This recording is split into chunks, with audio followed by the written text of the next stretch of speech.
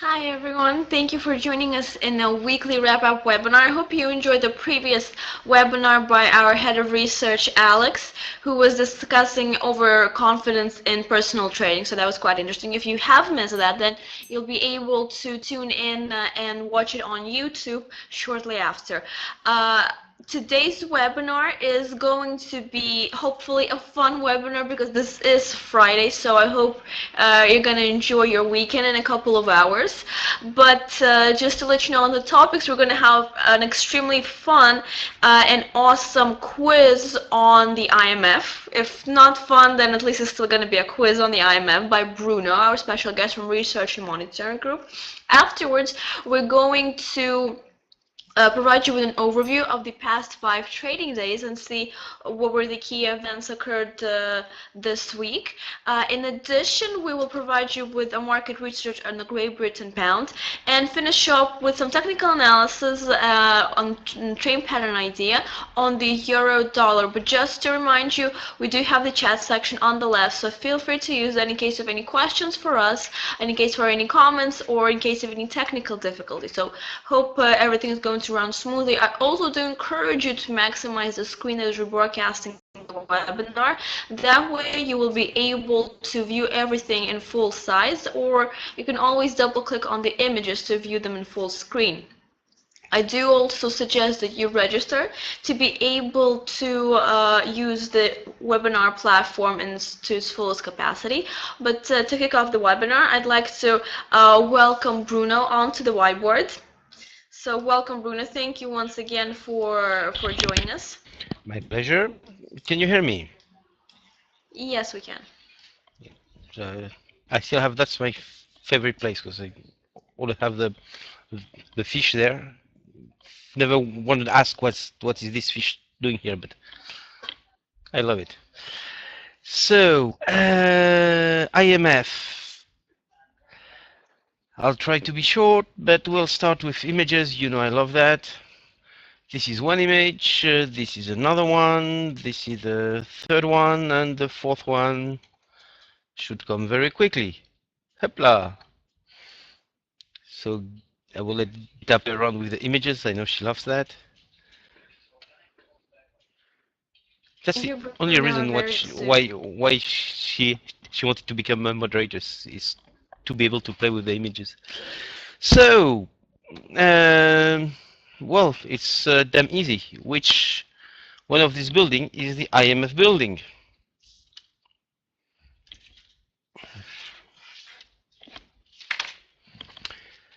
So, does anyone recognize any of these buildings? This one is actually quite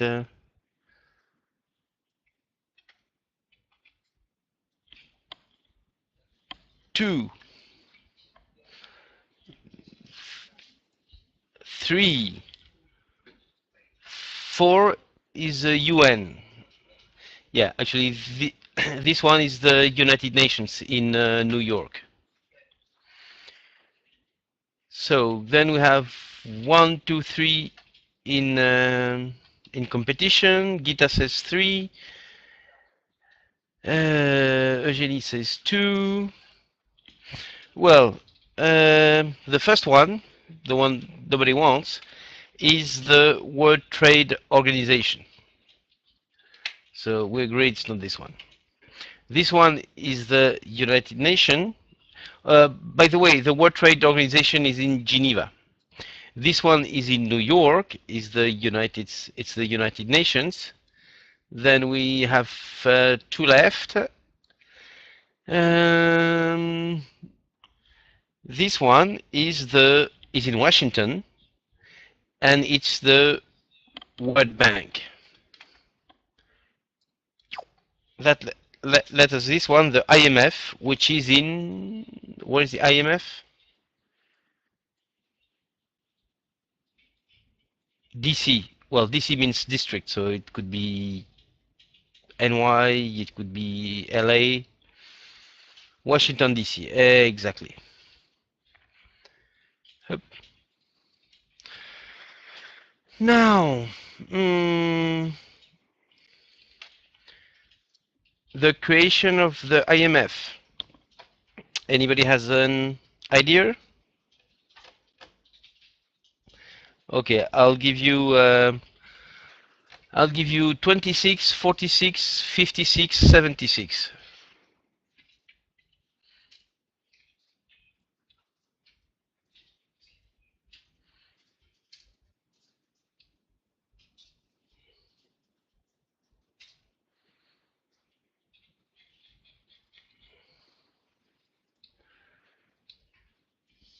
Okay, I'm not gonna start to argue with special effects, but never mind. So, 56. I'm not gonna argue again with special effects on this one. I'm just gonna tell him it's not the right answer.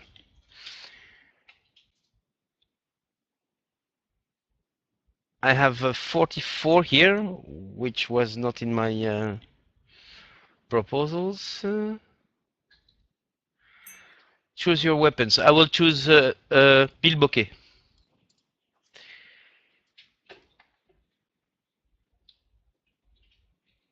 So actually, the idea of the IMF was born in 1944. Have to give that to. She shakes her. Yes, yes, yeah. Yes, the idea was born in 44. Actually, I'm not sure about that. I just made that up to make her happy. But I cannot see her face anymore. It's just disappeared. Um, then it was formally organized end of December 1945. So it was really born in 46. And there were at this time only 29 countries. Now the question is, who was the first borrower? No, that's not the one. Up. First country to borrow from IMF. Germany, that's,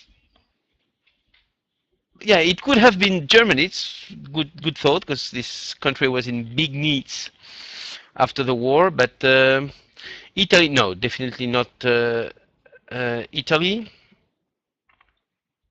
It was in 1947. Japan, no. Any options? Well, I'll just let special effects going on the guest 33 has got the right answer. Actually, France in 1947 was the first country to borrow from the IMF. I'm just linking countries that lost the war.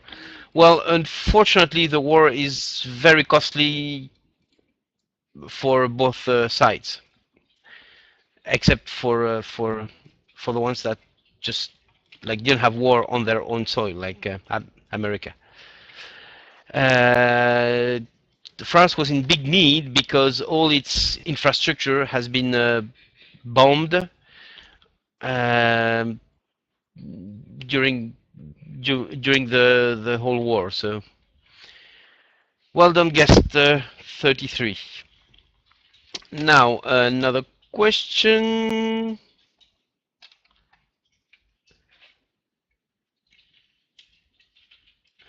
Okay, we're gonna jump in time from the first one to the last ones. Who are the largest borrowers as in January 2012?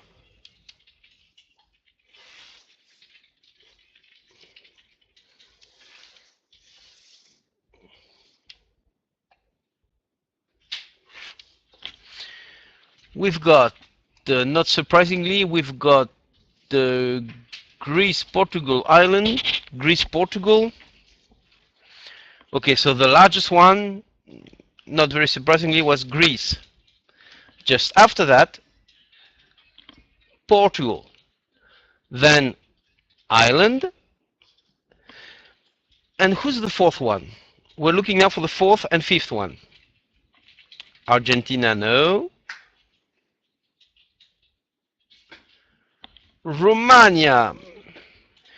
Okay, Gita, I after you threatened me, I gave you the answers, but you should have. I mean, you should make it less obvious. I mean, like Eugenie, when I give her the answers, she starts by saying like crap stuff and then you know gives away the right answer. You just just Romania, yeah, definitely Romania, and the fifth one,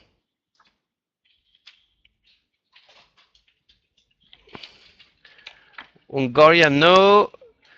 What did I just tell you, Gita?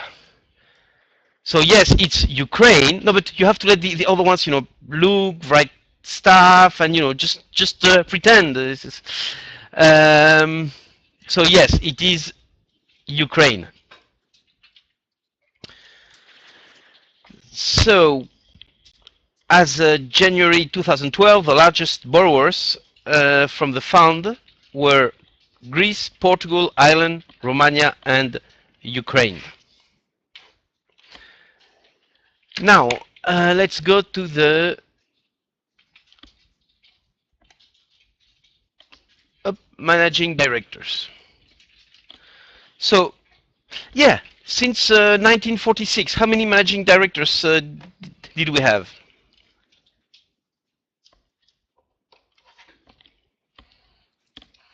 Three? Uh-huh. Well, they stayed quite a long time. Nine, that sounds more reasonable. So, can you repeat the question?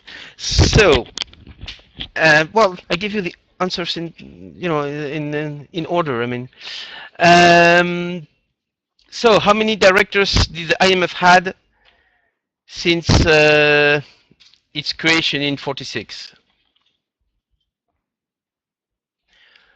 And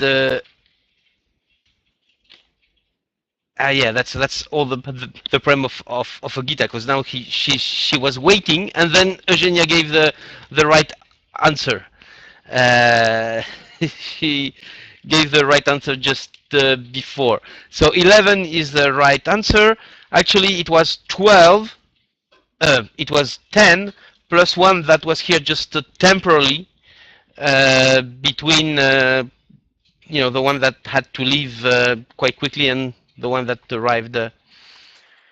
That 9 was close. That's true. Special effects was close, but close is not enough. Now, almost 50 years divided by 4 for each president. Hey. So, actually, if you take 10, half of them were coming from the same country. Oh, come on, special fixes. Be nice. I mean, yeah, we've all seen it was wrong data, but just to pretend it makes her happy, and so half of the managing directors, if we take 10 as a number, were coming from the same country. Which country? The US? No, you will understand later on why. And Gita is afraid that somebody's going to give the right answer before. No, Toma, don't bother. Once Gita has answered, you know it's the right answer. So yeah, it's France. Out of 10, 5 were coming from France. Then 2 of them were coming from another country. So there was 1 Belgium, 1 Dutch, 1 German, 1 Spanish, 5 French, and then 2 coming from a country you might not expect. No, Spain, no. We had only 1 Spanish director, only 1 German director, only 1 Dutch director, 1 Belgium director, and please switch off your mobiles. It's really annoying. So yeah, we had 1 Spain, Germany, Netherlands. Okay. Netherlands. We had 1 Belgium. Sweden, exactly, Thomas. So 5 from France, 2 from Sweden, 1 from Belgium, 1 from Netherlands, 1 from Germany, 1 from Spain. And you can notice, yeah, um, you can notice that no one was American ever. No one has. It's actually because there's a kind of agreement that the managing directors of the IMF are Europeans and the managing directors of the World Bank are Americans. And actually, all of the directors of the World Bank are Americans. Two of them were born with a different citizenship, but they became directors of the World Bank after they have changed the would make sense. Yeah, yeah, kind of. Well, thanks God we didn't have anyone from UK as managing director of the IMF. Otherwise, Americans would have both. But so World Bank, all Americans. IMF, all Europeans. Um, well, that's it. I've been asked to be short for once, so here we go.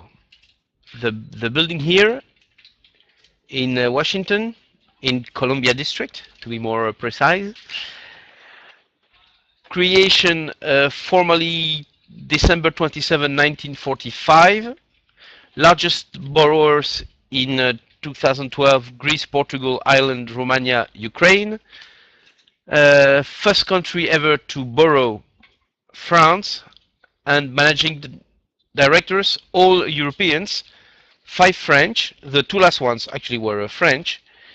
2 Swedish, 1 Belgian, 1 Dutch, 1 German, 1 Spanish. And that's it for me today. Division of the world as its finest. Yeah, and no South America, no Africa, no Asia, never China. Division, yeah, division.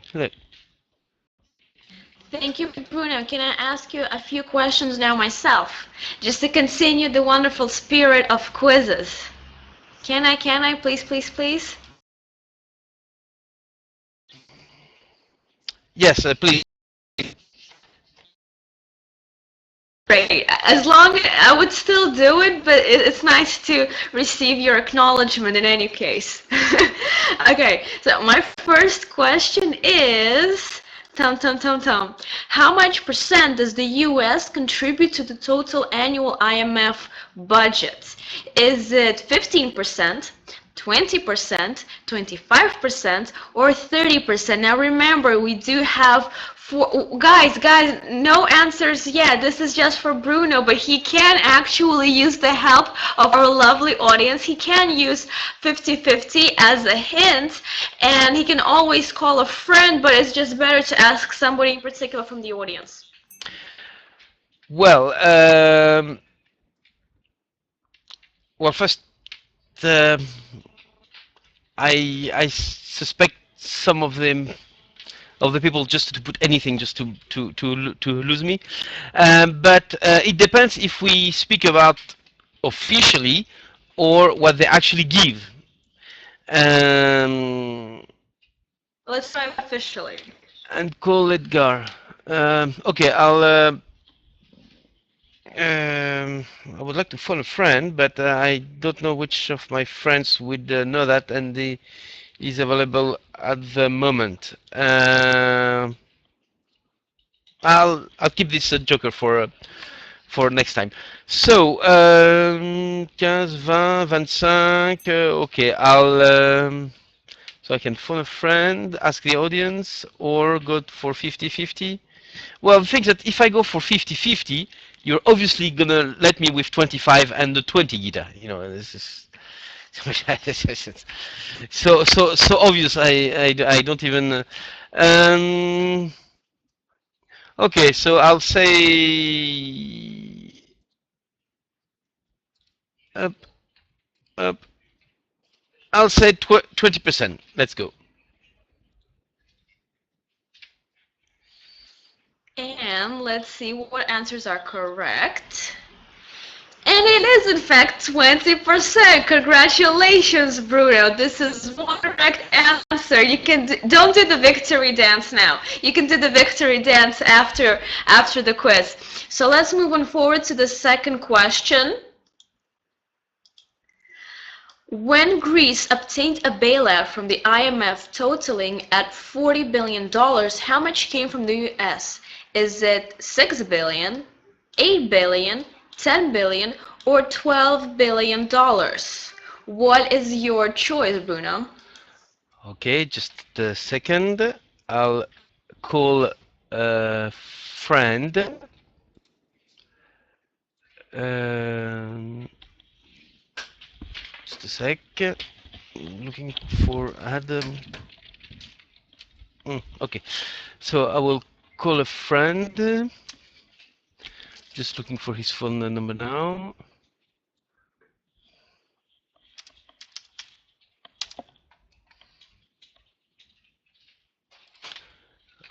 Okay, hold on, please. Uh, Just remember, Bruno, that in order to make a phone call to your friend, then you can only use 30 seconds. All is fair in the game of an interesting quiz on our Dukascopy webinar.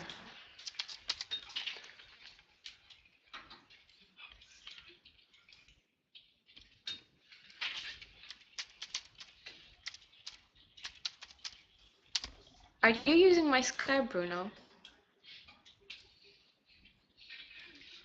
no, I'm sending you a message to tell you whom I want to call.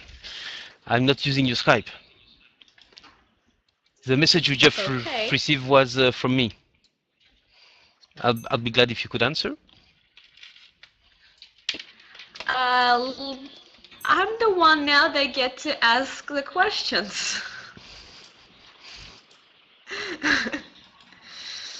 So what you can do is you can actually select one person, either from the audience or from the Dukascopy research team, and that way you will be able to select the right answer. Where is Bruno going? I should actually revoke his rights from getting to call somebody. It's getting too confusing. Call a friend. Okay, Bruno, just remember, only 30 seconds. Yeah. Yeah, hello. So I'm now live on the webinar, and I have to answer a question. I need a specialist. I thought you would be the most appropriate one. So you never deceived me so far. I believe in you. So we have only 20 seconds. So listen carefully to the question. When Greece obtained a bailout from the IMF. That's the international. Okay, never mind. Totaling at 40 billion. The question is, how much came from the US?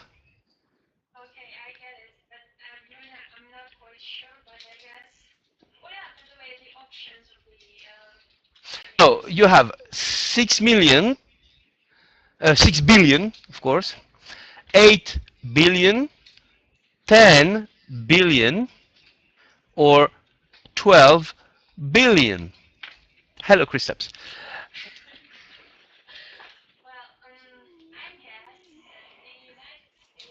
Were not that generous and they just gave $8 billion, but I'm not quite sure. So So you you think I think I should should walk walk away away with with 500,000? 500,000? Yeah. Okay, Okay, I I trust trusted you. you. So So my my final final answer, answer, Gita, Gita, is is 8 8 billion. billion. Thank you. Thank you. I'll I'll call you call back you back later. later. Thanks, bye. TMI. I'll keep you informed.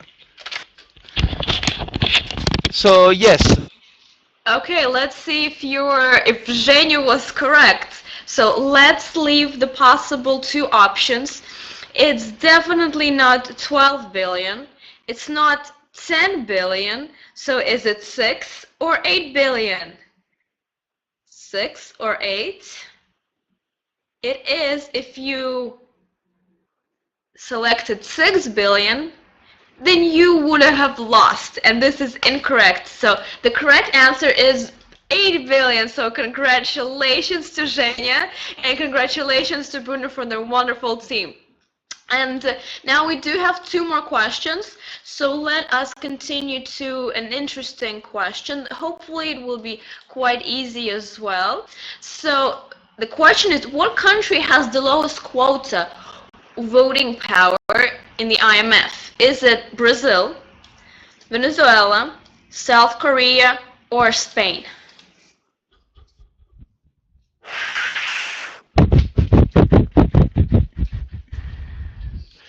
let me think about it.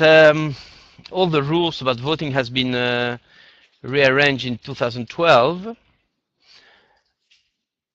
and I have to say I don't know the breakdown per country. I would probably say South Korea, but no, I don't trust the audience enough. I will go for 50-50. Obviously, you're gonna let the South Korea and the Venezuela. Yeah, that was, of course. Um,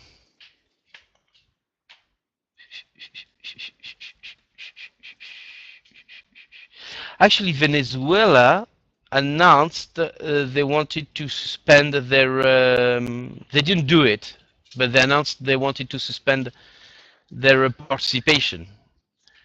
South Korea.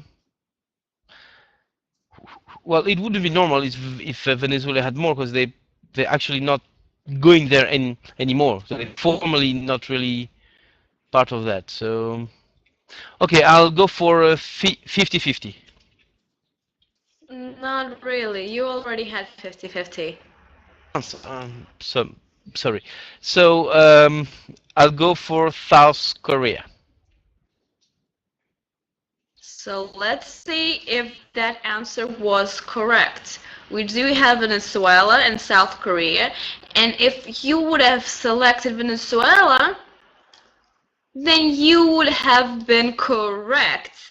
Now, Venezuela is actually the correct answer, and their quota is 1.12, but Bruno, you're very close because South Korea has 1.41, but still not back.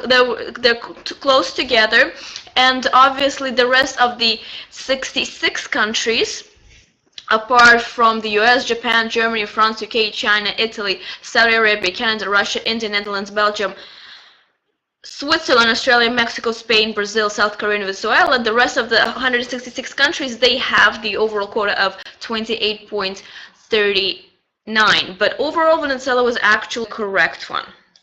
Now, let us go to the very last question. Very last. Let's see whether you'll be able to answer this one. What country refused to comply with IMF Article 4 consultation? Was it Argentina, Chile, Colombia, or Peru? Oui, ça je sais. Let me think about it. I'll ask the audience.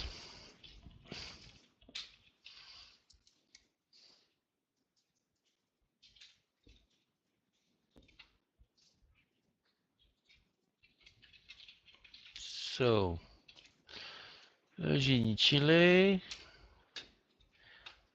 Okay.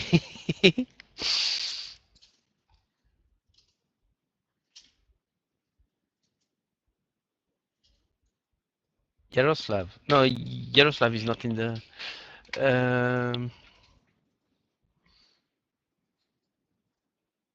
So I'm waiting for a special FX and Thomas.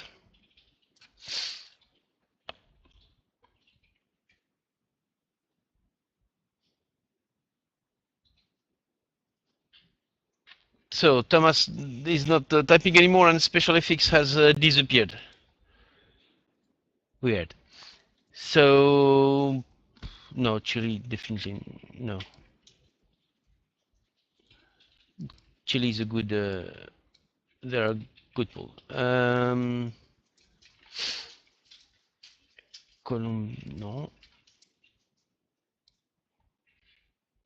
So Gita is not smiling, so I guess I'm still in the on the run for the right answer. Uh,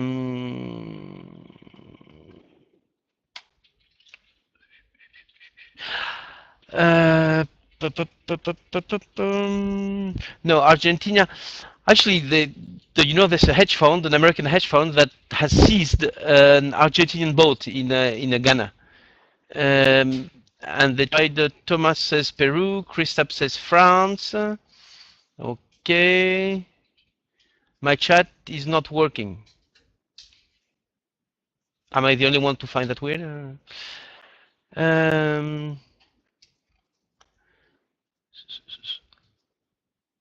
Yeah. Okay. Guess 33 says Argentina.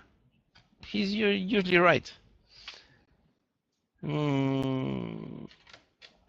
Okay, I'll trust trust no one. It could be Argentina, but actually you didn't put the year, because over history, for sure it's not the only time that happened. So you should have put the year. If it was before the crisis or after, or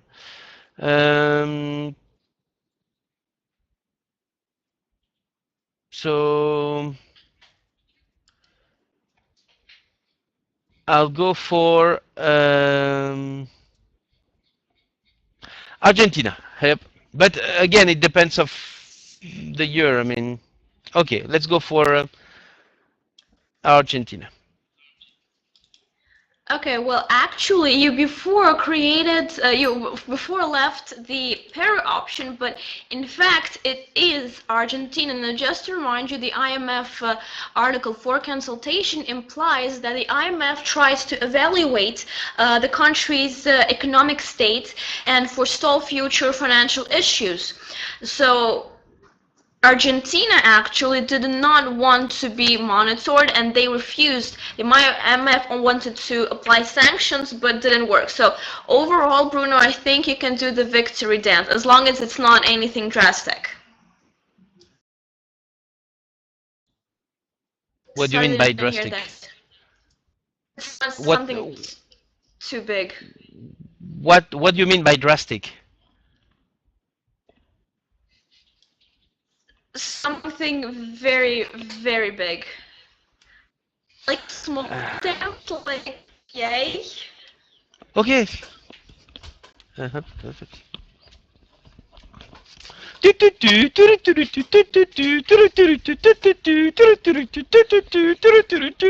Well, you laugh, but you don't know how much I'm paid to do that.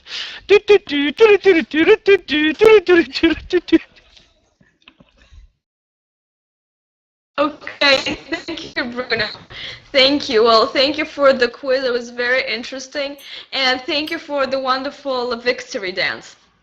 So that was our wonderful quiz on the IMF. Thank you, Bruno, for doing that for us. And thank you for taking the part in answering a few of our questions. Thanks, Bruno. And just to move on forward with our webinar from the fun parts to fun and also very interesting, I would like to give a word to Michael to provide us with an overview of the past 5 trading days. Isn't that right, Michael? Yeah, Gita, as always, on Friday, I'm going to provide a short overview of the most topical events which happened this week. And today is no exception. I will be speaking about major events. Unfortunately, I don't have a table prepared, so I'm just going to speak without any graphs on the board. So on Monday we had trade balance from Japan, and the ministry, the department responsible for statistics said and posted that trade deficit was negative. It was around 0.98 trillion yen, and this is up from the previous reading of 0.46 trillion yen.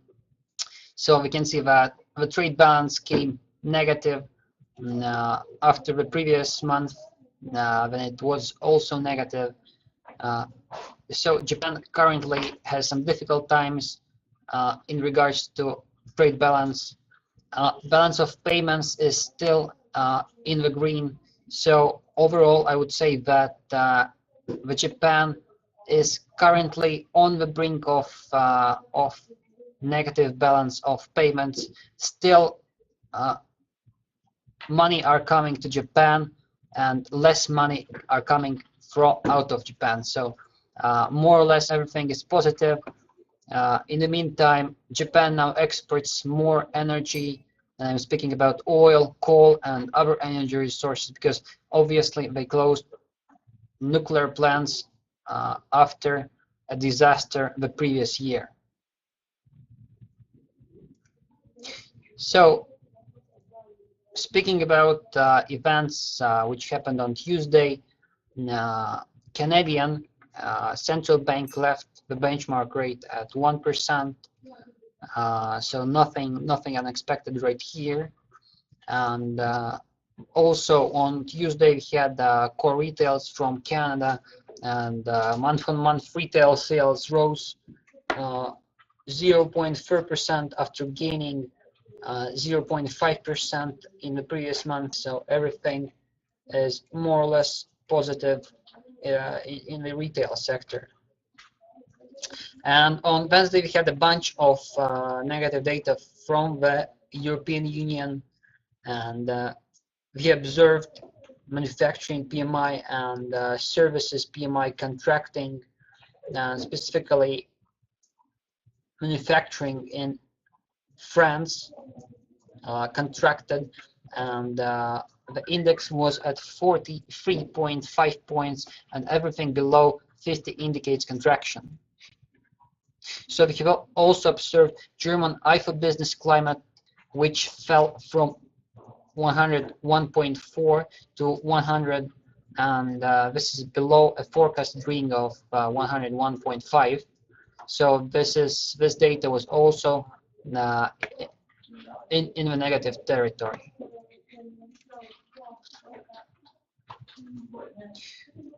In the meantime, we have seen that new home sales in the United States, they rose slightly to the annualized figure of 389,000, up from 368,000 the previous month. Still, I haven't seen readings above 400,000 in the recent months. So for the housing market to start picking up, new home sales should rise above 400,000.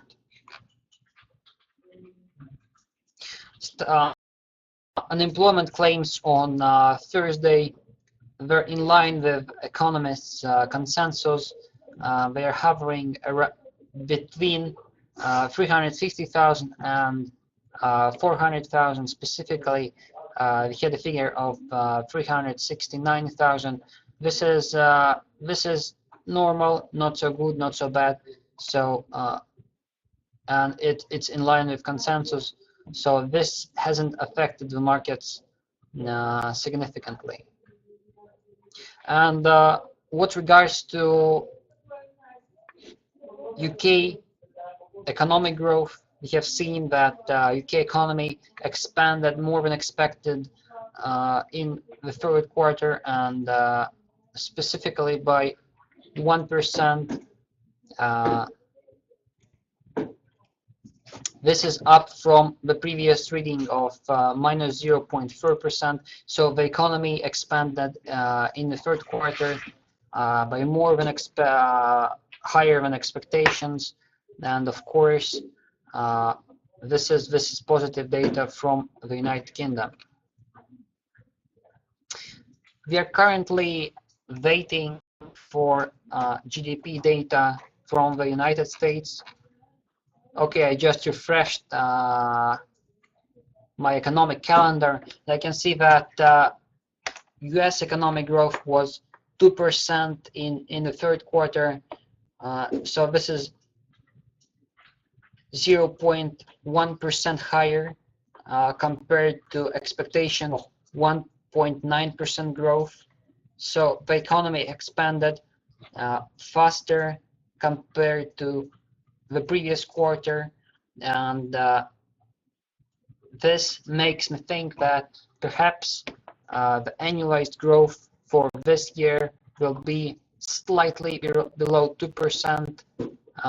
I still don't think that the US economy will expand above 2% this year. So from my point of view, US economy growth will be around or below, 2% this year. So we can see that the euro is still around the same levels versus the greenback. It's currently trading around 129 versus the greenback. Spanish and Italian yields for 10-year government securities are also more or less in line with the previous readings we have observed the previous week. So everything is more or less the same in the European economy.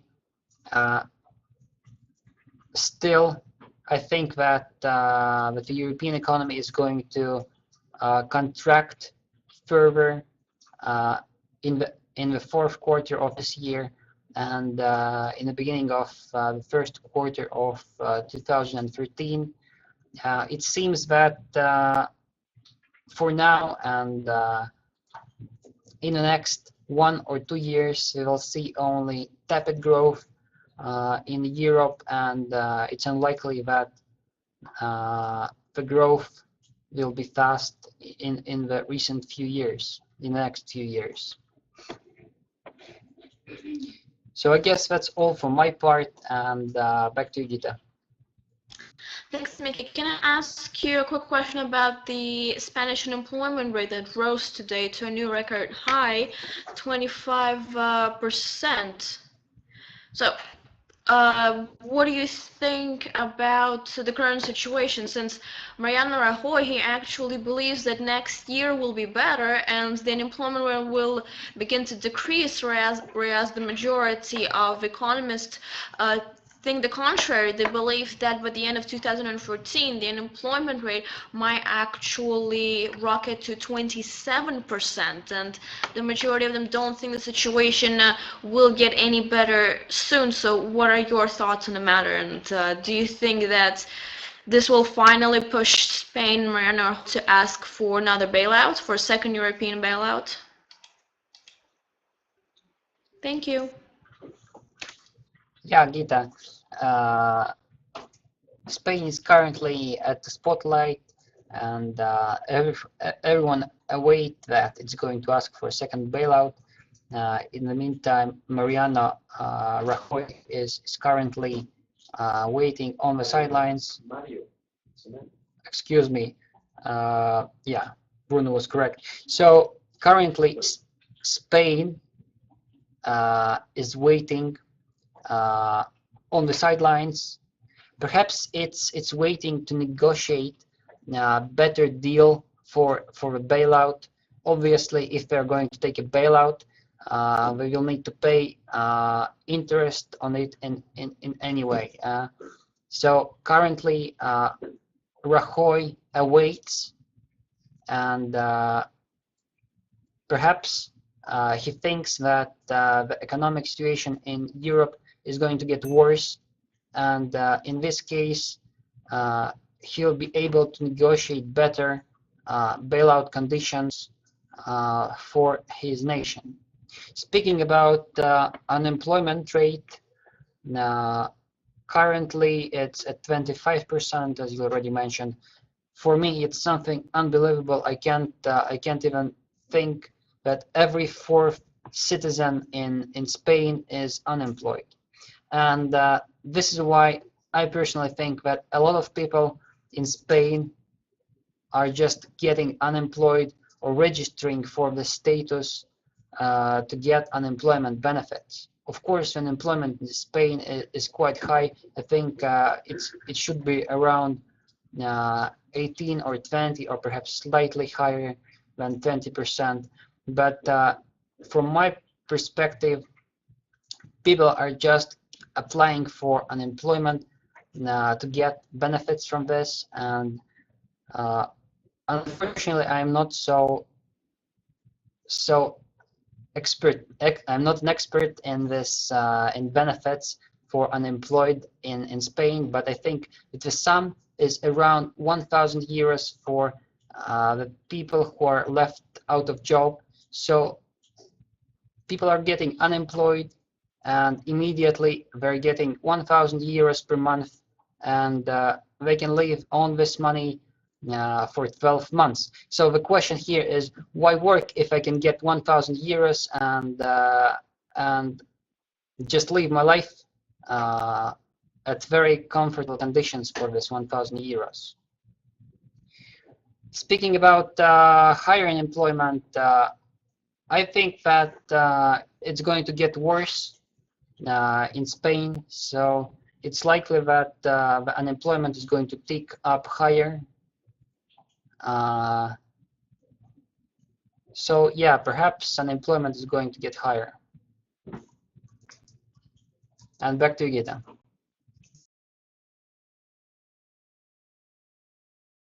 Well, thank you. If we do maybe have a few guests from Spain, maybe they can also discuss how is the situation in Spain actually happening and how it's developing. But in the meantime, thank you, Mikhail, very much for the overview. And to continue forward, let me welcome Dukascopy onto the whiteboard to discuss market research on the Great Britain pound.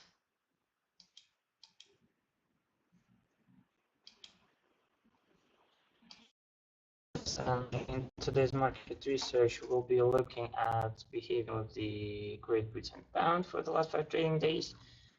And what we see that those days proved to be quite bullish for the British pound, although we may distinguish two separate periods of in performance. So during the first one, from the 19th October until the 23rd, currency index of the sterling remained nearly unchanged, and within the next 2 days, however, appreciation of the currency amounted to almost 1.2%, as the rating manufacturing and services purchasing managers index in the Eurozone prepared the ground for the influx of investors, while later the United Kingdom distinguished itself from the bloc by declaring a 1% growth in the gross domestic product.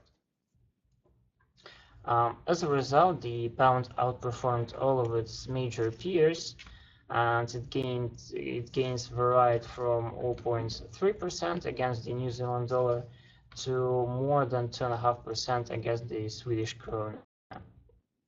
And the value of the kiwi was mainly buoyed by the decision of the Reserve Bank of New Zealand not to cut the cash rate. Dovish rhetoric of the Riksbank, the Central Bank of Sweden, signaled increased possibility of additional easing in order to safeguard local business from continuously appreciating national currency. And of course, this impedes the growth of exports. Looking further back in time, namely 130 days ago, the sterling appears to be largely unchanged and only 0.02% above the level seen half a year ago. So for a comparison, changes of euro and the greenback, Indices for the same period were 1.65 and 0.4% respectively. So there were much greater deviations in this respect. So let's travel to volatility. Here we go. Turbulence in the foreign exchange market, as expected, elevated noticeably, and especially on Thursday, and especially for the sterling dollar, and the currency pair that is considered to be one of the most volatile. So the measure of variability for the price jumped over a mark of 3, as we see, and although the maximum value of volatility index for US dollar Canadian dollar of 4.6 at the time of the rate statement of the Bank of Canada, so which may be seen within the blue area. This maximum value was not challenged. So on a related note, Dukascopy Bank Volatility Index reached only a level of 1.6 maximally, while staying 30% of the time above its historical value, represented by the level of 1 on the chart. So looking ahead, I don't think so. The data supportive of the fact that the UK economy avoids recession should have muted effect on the sterling, as it is currently being given the benefit of the doubt with respect to future performance.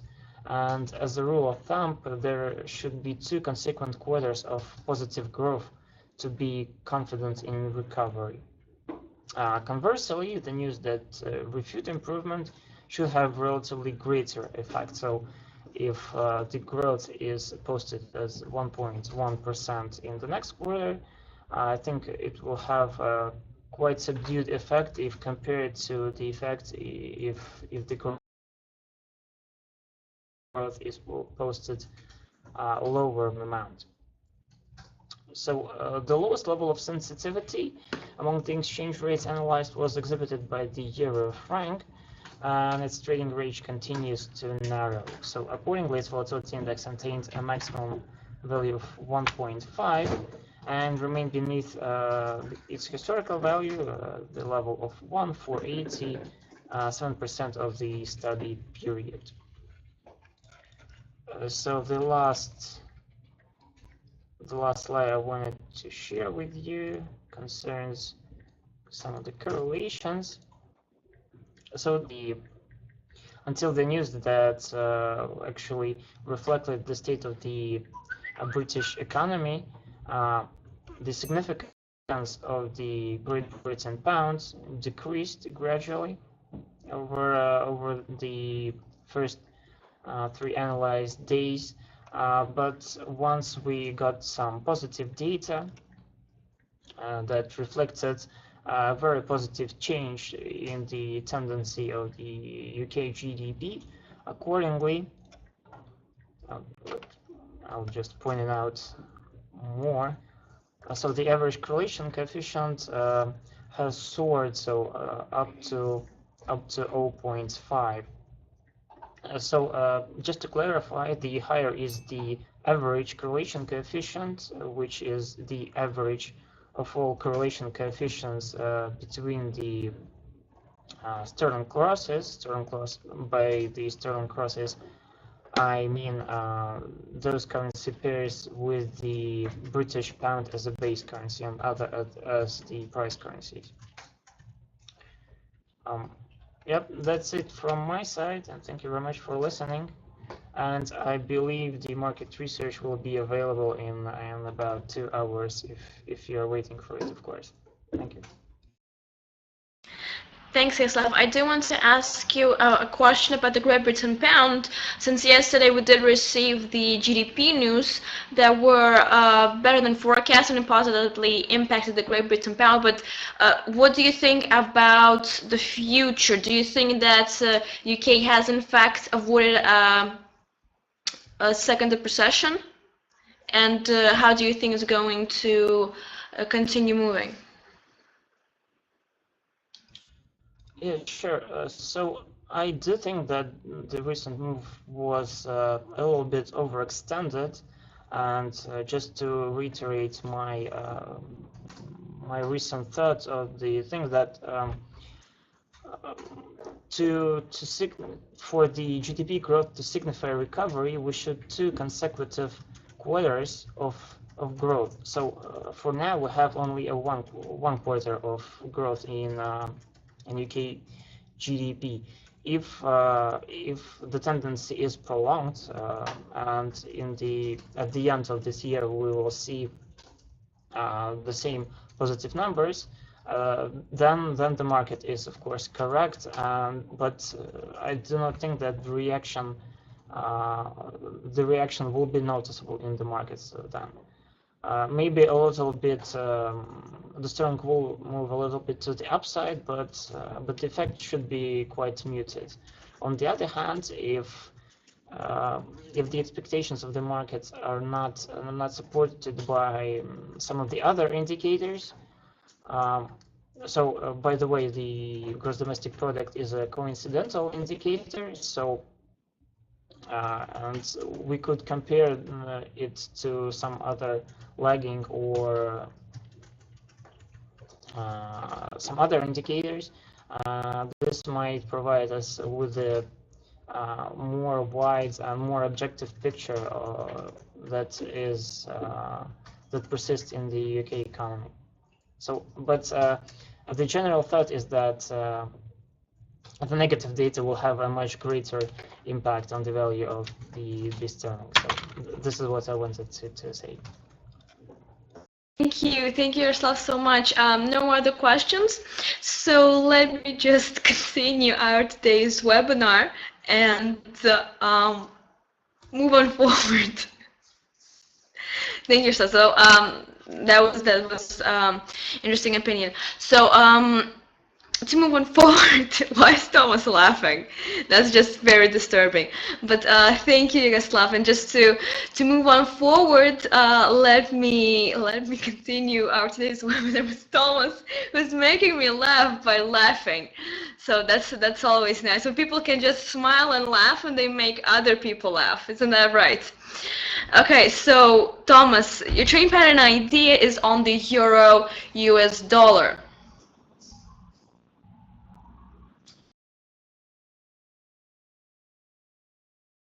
Hi, Gita. I don't get what's the problem with my laugh. I mean, it's Friday. Enjoy it. It's very contagious. It's very contagious. It's a good thing. So never mind. I'm too lazy to get into a discussion with you at the moment. So yes, Gita mentioned Euro United States dollar for our chart, and we're having a triple top pattern. Well, general idea means, general idea is pretty similar as to double top, that the pattern is actually trying to, is posing for depreciation, but at least once it didn't manage to breach pattern support. If it won't manage one more time, then we'll see a clear rectangle pattern this will be indication that for some time pair is planning to be range bound. So what do we have now is actually that right, let me zoom in. It's rather large image, right?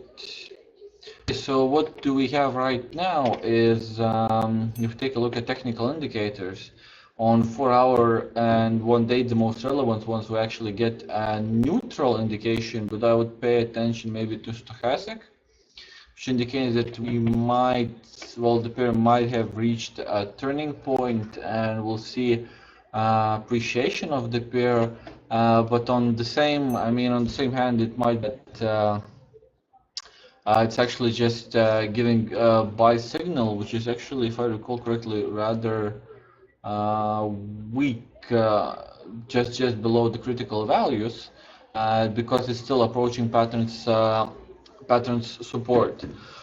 So yeah, I think now I'm just gonna go to technical indicator, to the levels which I outlined. So first, for the short traders, the two ones would be 2867 daily pivot. I would say I'm not the biggest fan of that, but the level is still there. And what else? Oh yeah, a cluster of support levels around patterns, pattern support levels. So this is very straightforward. Now a bit more interesting situation is with resistance. So 2901, slightly above where the pair is trading now. And by the way, the chat snapshot was made, I guess, an hour ago. So it might be that it's already a bit above it. Yes, slightly above it. This level, and then we have I don't know what, like four technical levels in this whole area around 200 bar simple moving average, and then daily pivot around 30, right around here, I guess it would be. So yeah, and what is regarding technical indicators which are pointed out, not Fibonacci retracement, I mean, which is outlined in the levels. It is this movement, if I recall correctly, from here to here. Mainly, this was taken, once you take a look into daily charts, it's rather evident that, I mean, this whole period in daily chart looks almost as, I mean, continuous appreciation of the pair. So it might be that I would say the pair moves. It also gives a reason to believe, due to the fact that 38.2% retracement is around pattern support, and where we find 23.6 retracements actually around here. We can see actually areas where the pair was actually struggling to breach, appreciating, but was struggling to reach this level, or it took some time actually with the pullbacks to reach this level. So yeah, I hope this will be useful. I think done for today. So I hope you're gonna have a great weekend, even better Friday. And yeah, giving floor back to you, Gita, then. Thank you, Thomas. Thank you, Thomas. No questions. Um, okay, so yeah, no questions. So I guess we can move on to the end of our wonderful webinar that I hope everyone really enjoyed. Let me just provide you with a few links that you probably already know, but just in case if you don't, let me show them to you. I hope you did enjoy our today's very interesting quiz, as well as an overview, market research, and trade pattern ideas. So thanks everyone for tuning in and helping us do the webinar. And let me just let you know that you can subscribe to Dukascopy daily newsletters. And that way you'll be able to stay informed about the webinar topics that we will be discussing during the day, receive market research on a number of these trade pattern ideas, fundamental analysis, technical analysis, expert commentaries, and a variety of other information that should be definitely useful to you in your daily trading. You can also check out Forex Spider, and you can also customize it in order to stay informed about the latest news and events and the number that you would like to see them. And definitely subscribe to us on Twitter and follow us on YouTube to review the recorded webinars, as well as view interviews conducted by our broadcast journalists that will be doing a webinar in about 25 minutes, and afterwards we're going to have two webinars by our community members, Smith Jr., who's going to be discussing his winning article, so be sure to join those webinars as well. Should be very exciting, and in the meantime I hope you have an amazing weekend, and hopefully back with us on Monday full of strength and prosperous trading. Thanks, bye bye.